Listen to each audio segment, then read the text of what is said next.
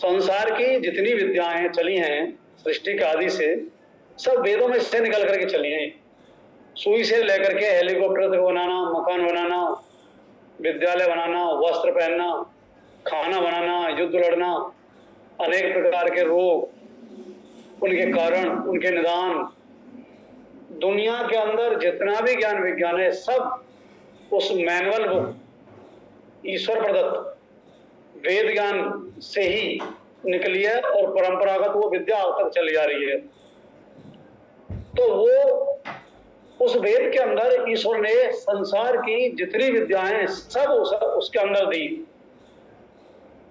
तो उसके अंदर मोक्ष की विद्या भी दी, मुक्ति प्राप्त करने की। तो ऋषियों को जब जब समस्याएं आई, उन्होंने समस्याओं के समाधान ढूंढे और मंत्रों को निकाला वेदों में से, क्योंकि वेद में तो बीज रूप में दिया हुआ है। ऋषियों ने उन मंत्रों का साक्षात्कार किया और उनको विस्तृत रूप में हमारे सामने प्रस्तुत कर दिया। मोक्ष की विद्या निकाली पतंजलि ने, पातंजलि उपसूत्र लिख दिया, कपिल महर्षि ने सांख्य दर्शन लिख दिया, गौतम ने न्याय दर्शन लिख दिया। अलग अलग ऋषियों ने अलग अलग ग्रंथ लिखे। आवश्यकता पड़ी तो आयुर्वेद निकाल दिया, आवश्यकता पड़ी धनुर्वेद निकाल दिया, आवश्यकता पड़ी गांधर्व वेद निकाल दिया, आवश्यकता पड़ी अर्थवेद निकाल दिया।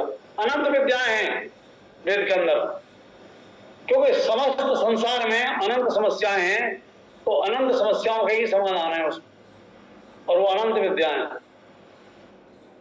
परंतु ऋषियों को जिस जिस चीज की आवश्यकता पड़ी वो विद्या ऋषियों ने निकाली।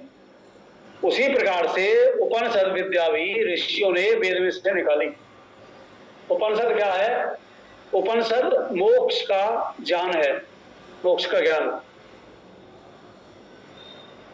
और ये मोक्ष का ज्ञान, क्योंकि वेद मंत्र के द्वारा यदि आप लोग समझोगे तो थोड़ी सी कठिनाई होगी, तो उन्होंने छोटे छोटे आख्यानों के रूप में, कहानियों के रूप में ऐसे इस ज्ञान को चयनित किया उपनिषदों के अंदर। तो उपनिषद मुख्य रूप से 11 हैं: ईश, कैन, कट, प्रश्न, मुंडक, मांडूक, ऐतरेय, तैत्तरीय, श्वेता, छांदोग्य। कुछ और भी आप लोगों के लगी है, नाद बिंदु उपनिषद है, त्रिशकोपनिषद है, इस टाइप की। उन उपनिषदों में सारा का सारा मोक्ष का ज्ञान है, और वो मोक्ष के ज्ञान से परिपूर्ण उपनिषद आपके सिलेबस में लगा दी गई। ये ब्रह्म ज्ञान है। आप लोग भाग्यशाली हो कि किन संस्कारों के कारण आपने योग के एमए क्लास में एडमिशन लिया। कोई ना कोई पूर्व जन्म का आपका संस्कार आपको लेके आया यहाँ।